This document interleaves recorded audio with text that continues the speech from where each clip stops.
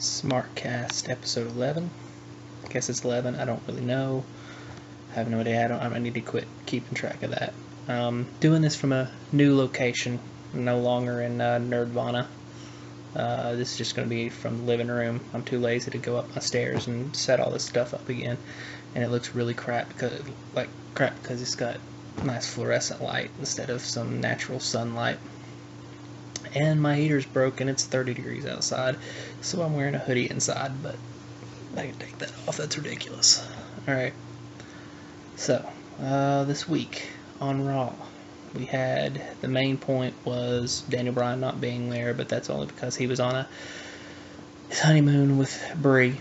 No big deal there. It was bound to happen. He got his belt. He's going to take a little time off. He'll probably be back next Monday, but the main point this time was the Intercontinental Championship tournament, which was really cool. I thought it was a great idea. It actually brought some importance to the Intercontinental Championship, which is pretty neat.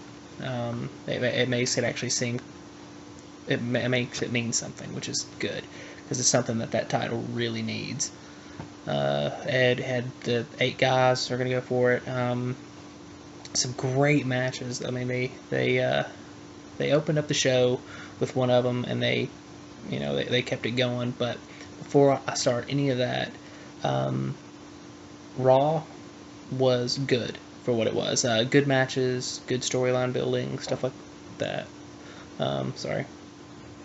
But really, there was one point that I thought kind of brought the show down a little bit, and it's not going to be a popular thing. I kind of thought that the Ultimate Warrior thing, I liked that they had the wrestlers come out and stand on the stage, and I liked that they had the bell ring. I liked all that. That was worth it. But it was the video package. The video package, usually whenever a wrestler dies, it's usually a retrospective of their career, which is what they need to do. It's really great. It's like, oh, he won this title, he won this many matches, and he was a good superstar, all that stuff. But this one was really depressing. It was beautiful. Don't get me wrong. It was a great little thing. I really did like it. It was really depressing how they did it.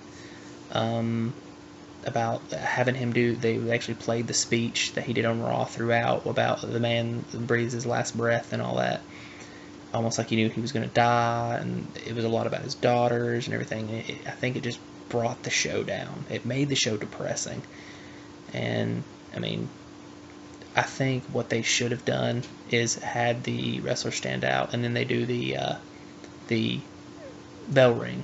They do that, which is fine. And then they actually have the entire show, and after the show's over, then show that video package, and say this show was dedicated to Ultimate Warrior. They just shouldn't have shown it at the beginning, because it just brought the entire show down. Like, the crowd was bad anyway. I'm sorry, the Birmingham crowd was horrible. They didn't make any noise whatsoever. Sorry, but it was awful. But the main point of the whole thing was that a lot of the crowd was depressed afterwards. Seeing the superstars up there crying was already bad enough, and then they showed that video package. But I digress. The matches themselves were good. We opened up with RVD and Alberto Del Rio. We all knew the winner to that one. It was going to be RVD, and it was actually a decent match, a really good match. I really liked it. We had a couple of other good matches for the Intercontinental title, but we had one thing that was kind of a theme throughout the show, which was Batista and Randy Orton confronting Triple H. There was at one point when he said, "We are stronger together. There is a group that can destroy the Shield." And they said, "No, man, we ain't got your back." And they walked away. At that point, I tweeted, "Evolution is coming tonight," because that was the most predictable thing ever. Yeah, something's gonna happen, and they're gonna turn their decision around and become Evolution again. And that's exactly what happened. And because the Shield came out there during their match with the Usos and attacked them, got their revenge, and then it's like, ooh, we got to get revenge. We're going to form Evolution. So whenever Evolution did inevitably come out at the end of that broadcast, it wasn't a wow moment to me. It was, oh, well, there they are. But I got ahead of myself going back to the tournament. Cesaro went forward as well as RVD, and then you had, it really didn't matter. The matches were good, but the one that stood out, the one that was the stellar match of the night, easily match of the night, was Ziggler and Wade Barrett. That match was top notch, almost 5 stars, man. Great match. It was a little slow in the beginning, is why it only got 4. But I mean, the false finishes, the finishing moves, everything was great, and it just proves that Ziggler and Wade Barrett can go. They can go. Wade Barrett is a future star. I know he's been kind of held down these past few years, but that's okay. I think with this push, he could probably further along, but that's not really what I picture happening. Is it coming down to Cesaro and Wade Barrett? Cesaro wins it, and I even think Cesaro takes the Intercontinental title in the end, because Cesaro's clearly getting a major push, which is well deserved and awesome, because he deserves to be on top. I love Cesaro. I love Wade Barrett too, but Cesaro's a little above him. No offense to Wade Barrett, of course, because Wade Barrett's awesome too. And Ziggler, even though he lost, even looks strong. I mean, he should be getting a push too. I'd be okay with that. Another match that was surprising was the Alicia Fox and Paige match. Because when I first watched it, I was like, wow, this is a really good match. It's actually going over 5 minutes, and Alicia Fox is actually looking good. Alicia Fox is looking great. And I was like, man, I gotta watch that match again. After Raw, I did watch that match again, only to discover that Alicia Fox didn't do anything. That watching all these cool moves, where I was like, oh man, Alicia Fox looks really good there. Watching it closer and actually evaluating the match, Paige was doing all the work. Paige was actually doing everything, and Alicia Fox was really just standing there and going through the motions, which says something for Paige. It says that she can be a ring general, a female ring general, and get in there and mix it up with everybody. So I actually enjoyed that Divas match. Even though Alicia Fox didn't really do anything, Paige looked great, and it's looking like they're actually going to have her beat people and look strong, probably leading to a match with AJ at Extreme Rules. With AJ and Paige at Extreme Rules, and I'm predicting a Cesaro, Big E Langston, or sorry, Big E. He's no longer Big E Langston. Cesaro, Big E at Extreme Rules. I think that match should be a Where's My Last Name match, or Where's My Other Name match, because they took away Langston and Antonio. So they should fight. Whoever wins, it's you get your name back on a pole match or something. But either way, actually, they both sound really good with just Big E and Cesaro. But the big thing that happened tonight was the reformation of Evolution. And unlike a lot of people, apparently, I may be in the minority here, I don't know, Evolution's return just did not have an impact on me. It just wasn't there. I mean, Evolution has always been about past, present, future, and really these 3 guys are past, present. There is no future star here, and Randy Orton, even though he's the present superstar, is really riding the fine line of he's about to be the past. Another thing was Flair wasn't there, which it's not Evolution without Flair. So this was just 3 guys. I get the point, though. The point of Evolution coming back is to actually sort of pass the torch to the Shield. The Shield have had the torch passed to them as a team through the Outlaws, but now they're getting it again. They're getting it as a group, as a unit, because the Shield is the greatest group in the modern era, easily the greatest group in the modern era, whereas Evolution was the greatest group of the past era. So they're going to pass the torch, and everyone's automatically going to start doing the whole, Triple H, Batista, and Randy Orton are going to bury the Shield. Not going to happen. the Shield's going to win this out. They may not, if this goes over 2 months, then Evolution will win a couple of times, but in the end, the Shield's going to win it out. They'll win it out, you know. So good little. It just didn't mean anything. I heard the theme song start, and usually, you know, I'm usually like, oh man, there they are. There's 3 of the greatest superstars. It's Evolution. Yes, nothing. Even the crowd, crickets. They didn't even get a crowd reaction. That's not saying much because this crowd sucked. But they came out there, and the biggest thing that I saw, the biggest mistake that I saw, was having the Shield get beat up by 11 people before Evolution comes out, because what that does is means that the Evolution doesn't think that they can take on the Shield, so they have to have these guys getting taken out before they even touch them, which kind of makes Evolution look weak in my eyes. I mean, I really think that kind of killed momentum, and then they come out there and they take them out. I mean, they've always had a pack mentality. That is true. But their pack mentality, they were always stood up for themselves, and they always did fight for everything. But this time they had someone beat up and soften up someone before they got a hold of them. I didn't like it. So the main thing here was they could have gone about it a better way. I don't like going into fantasy booking on this podcast, so I won't. However, I will be writing an article. I'm thinking, I don't know if it's going to happen, so hopefully if they're watching this right now, they aren't going to decide different. But there is another website that will be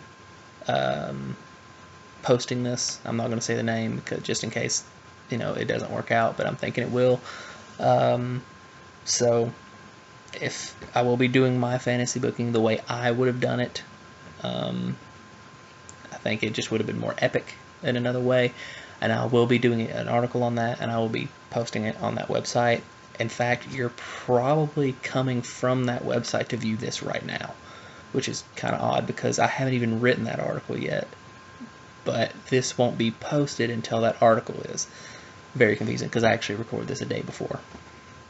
But enough about that. Let's go back to Raw and WWE. Now, the other thing that happened that was a little off. It was just an off night for WWE. It wasn't the greatest Raw, and everything that happened really didn't make sense. But it just proves that they kind of need Daniel Bryan. The Bray Wyatt John Cena thing. John Cena did the ever popular, ever horrible little Photoshop humor thing. And this feud that he's got going with Bray Wyatt, the last thing it needs is humor. What it needs is something to further the story. I've been saying it for months. I think we need a Nikki Bella kidnapping. I think Bray Wyatt kidnaps Nikki Bella. I know that's not PG, but come on, man. That's your golden ticket. He fights for his woman kind of thing, you know? Whatever. But he brought out the Photoshop and did the Photoshop images of Sister Abigail and all that stuff, which is great. I don't find it funny, but everyone started automatically complaining, oh, here we go, it's funny Cena, yay. And so I had to tweet out, I'm like, Bray's about to turn this around. Y'all, chill. Just give it some time. Bray's about to turn this around. And he did. He did the, oh, yeah, John, that's what you do when you come up against something that you don't understand or you can't defeat. You go to humor. And it's true. That's what he does. He actually goes to humor when he comes up against a real obstacle. So it did. It turned it around. It turned it into a serious scene, and he did the whole "you don't know what you're starting." The John Cena's promo was not very good, but Bray killed it once again.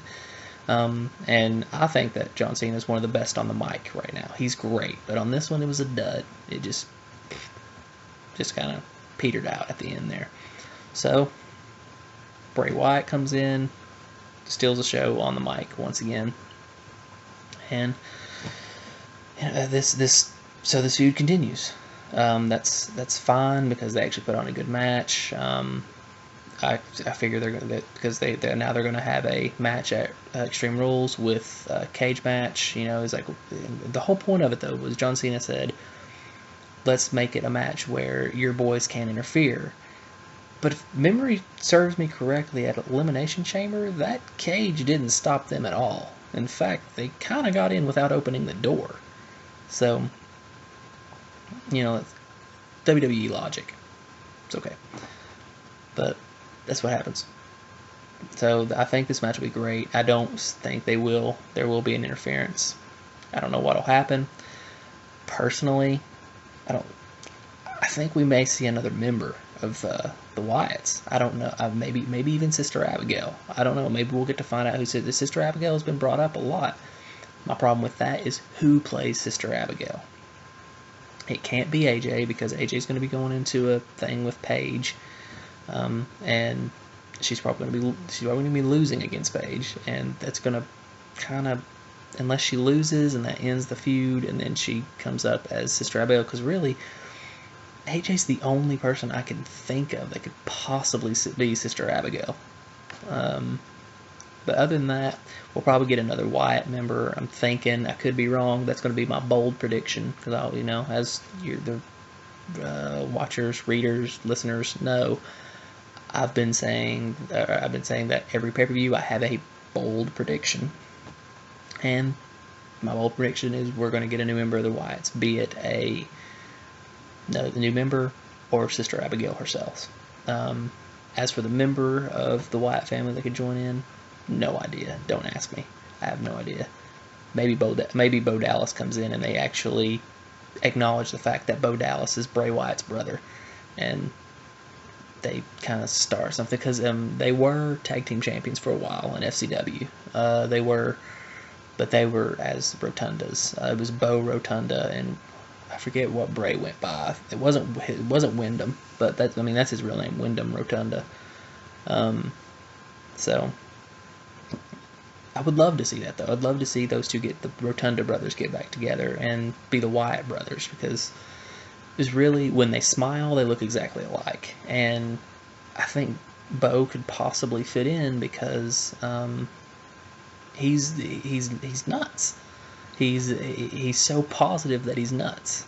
But I love Bo Dallas's character because he is so delusional that it makes for good entertainment. Another person that could join the Wyatts, though, is that I can't remember his name. I never remember his name, and it makes me angry. I think it's like Solomon Crow or something like that.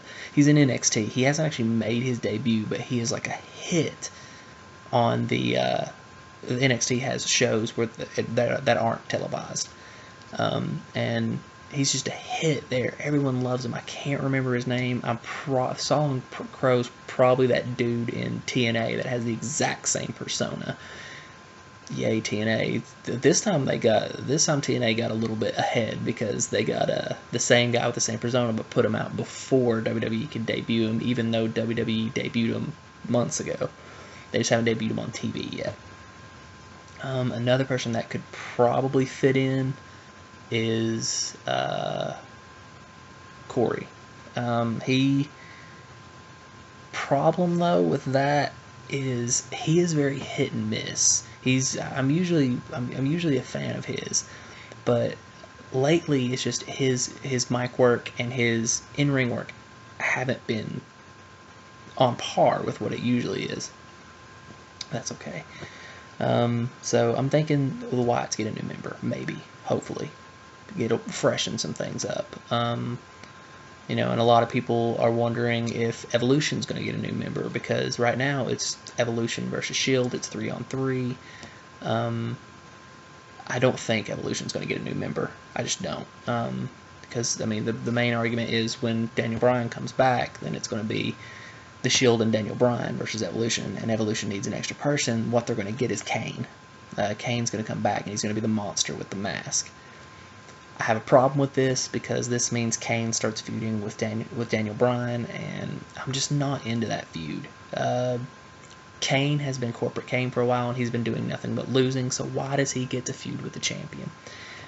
I don't know, but on the flip side of that, man, I just don't know who they could get to feud with Daniel Bryan right now. There's no one they could get. I mean, like I said, like there's a bunch of people from. I'm sorry, I'm cold. There's a bunch of people from NXT that can move up. Corey Graves is one of them, but he is very. He's very off. But even if they move up someone from NXT, you can't just have them jump into a title picture. And really, with Batista and Randy Orton doing the Evolution Shield feud, there's no one in there. So give it about 2 months with the Orton, or with the Evolution and the Shield, with Batista eventually breaking off, taking on Daniel Bryan, and eventually taking his title. Because eventually someone's going to take his title, and I think it will be Batista. So it's just going to be... right now, WWE is in an amazing spot because lately they have been less than stellar. But as of like the WrestleMania build-up, WrestleMania, and a little after WrestleMania, it's just been great. I've been loving watching it. You know, it's just I want to know what happens next, and that's where it gets fun, when you want to know what happens next. And I mean, they've been showing the video package for Bo Dallas, so Bo Dallas is coming in. A lot of people were upset about that because a lot of people find him to be less than fun to watch. I love it. He's great in the ring, and he's fun on the mic if you understand his character. Not to mention, I've been saying it for a long time when everyone's like, I just don't want Bo Dallas to hold that NXT title anymore. Well, when Bo Dallas loses that title, he's coming to WWE. That's the thing, that whenever you hold the NXT title and you lose it, the next step is Raw. So Bo Dallas is coming, and then they got Adam Rose coming too, which this one's the most divided I've seen the fans in a long time, because I find Adam Rose to be hilarious, and I like Adam Rose, the wrestler. He's great in the Indies, and he's great in NXT.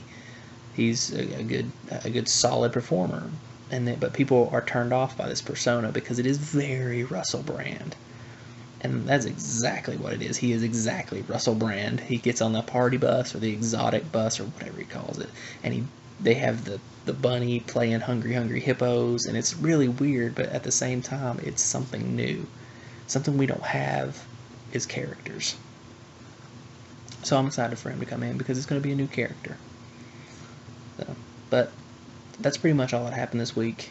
It's going to be a very short SmarkCast. It's only 23 minutes right now. Usually I go for 30. Usually this is about 10 minutes shorter than what I usually do. But I need to cut this short because it is cold and I got to get writing an article. So thank you for listening once again. Sorry it's so short. Sorry I didn't have any questions. I honestly didn't even check my email, so if you actually wrote me a question, I'm really sorry that I didn't get to it. No one sent me any questions on Twitter at all. At least I don't think they did. Oh, God, I really hope they didn't. But if you want to send me questions, Twitter, @minusdarren, MINUSDARRIN. It's going to be in the description. The email, smarkcast@gmail.com. Once again, thank you for watching. I would say listening, but as of the last episode, I dropped the podcast, or I dropped off of Podomatic and iTunes and all that because it just became too much of a hassle to do this and that at the same time.